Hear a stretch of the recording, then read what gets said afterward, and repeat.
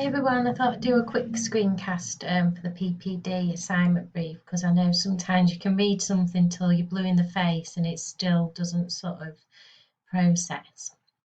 So if you do your introduction around 250 words and just set the scene around what is professional practice and why it's important, and state you're going to discuss it in the assignment. So you're going to discuss the principles in relation to OT, and then you're going to reflect on these principles in relation to your own development.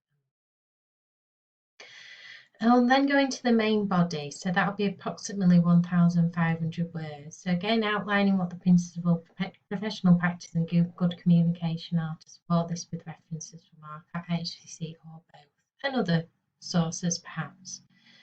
So first you might want to think about why do we need to behave in a professional manner, and what are the consequences of not doing so.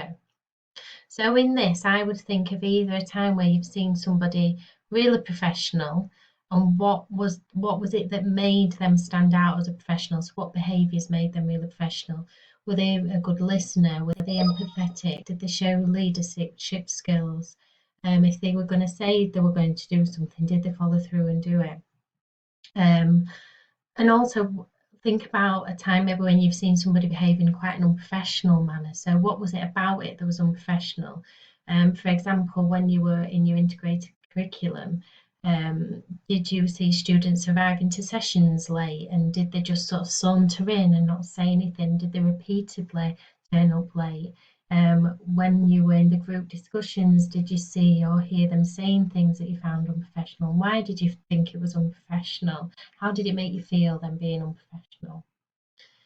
Then move on to why you think we need to communicate effectively and what happens when we don't. You could think about high profile cases here to support your discussion. So obviously you've got the Mid Staffordshire, Francis report from that. So obviously the things that happened at Mid Staffordshire Hospital, Winterbourne, that Winterview, that's a good one to use, and also cases like Baby P. They're all times when people haven't communicated, they've all worked in the silos, they've all been doing their own little thing but not communicating effectively with each other. Think about your own communication. How are you from a communication point of view? So again, think back to the two modules, the PPD and CICW. How did you communicate? Were you able to ask questions in the classroom, or did you feel a bit sort of shy and introverted? What were you like in your CICW groups? Were you able to assert yourself? Were you able to communicate effectively within that forum? Outline why reflection is important, and also choose a reflective model. So Amanda's done one here that's quite nice and useful. So just a description of the experience, your feelings and thoughts about that experience, evaluation, both good and bad, analysis, trying to make sense of the situation, and conclusion, what have you learned, and then from that conclusion, an action plan. So a quick example here could be, description could be group not functioning well in CICW. So somebody might have said or something quite rude to you in that and disrespectful. So the feelings and thoughts could be, why are they behaving that way? I can't believe they said that to me. I can't believe I didn't assert myself in that situation. The evaluation of the experience could be, maybe you weren't feeling quite yourself that day, or you didn't feel confident enough to assert yourself, but also trying to understand why they're behaving that way. Are they feeling over anxious? What's going on for them? An analysis of the situation, again, that's thinking about their point of view. Conclusion, what have you learned and what could you have done differently? Maybe it's about you asserting yourself a bit more, and maybe actually, learning, asking them what's going on for them. So a bit around communication there. And an action plan might be to do an assertiveness inventory, and then in future maybe do some role plays with people you feel comfortable with on how to assert yourself. Choose a model that you prefer and briefly say why you've chosen that model. So yeah, we won't be able to discuss everything you've done, but these are some sort of ideas. So I've said there about maybe communication style and assertiveness. So looking at how you communicated in groups, were you assertive, or did you sit quietly and let others lead the way? Did you later feel like you wish you'd communicated your thoughts and feelings differently? Other things you can look at is managing dealing with conflicts. Was there any conflict in your groups? Like I mentioned before, about maybe using that when you're talking about professionalism. Emotional intelligence. So did you do any sort of online questionnaires? What did that help you raise your sort of personal insight? How did that sort of relate to how you functioned in groups? Ethics and inclusive practice, why is it important? Think back to the ethics session and the change track videos and how that made you feel.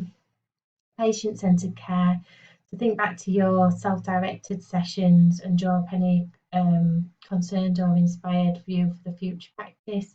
And then the giving and receiving feedback session. So how do you feel when you give feedback? Are you honest even if it's not good, or do you try to spare people's feelings?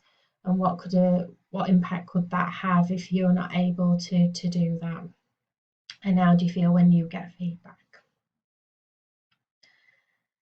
So how did you find speaking in class and smaller groups? How did you manage self-directed learning? That's really could be a good thing to reflect on, because if you didn't do it, you need to think about, your levels of motivation, and also what else was going on for you at that time that might have impacted on that.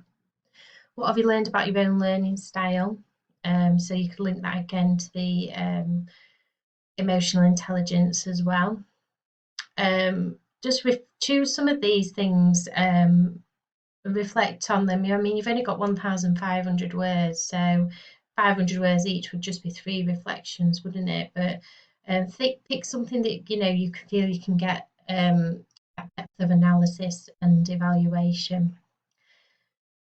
So reflect on the above and state what you think you need to do in order to improve. For example, if you feel uncomfortable in conflict situations and don't know what to do, you could attend like conflict resolution course and then summarise it and put it in an action plan.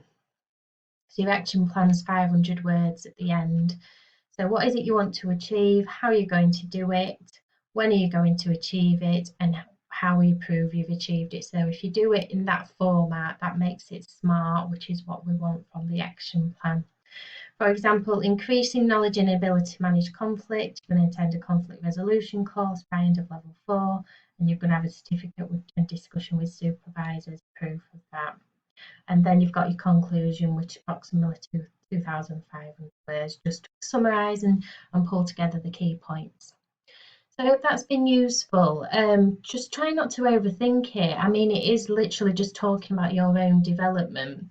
We're not denying that it's a challenging time to sit and reflect about your development when all these things are going on. So, but you could even use that within this and think about how anxiety and stress can impact on people, and it can affect our communication, it can affect our professionalism. So you could actually use that within the assignment. So hope you're okay, and I hope that's been helpful. Cheers, bye.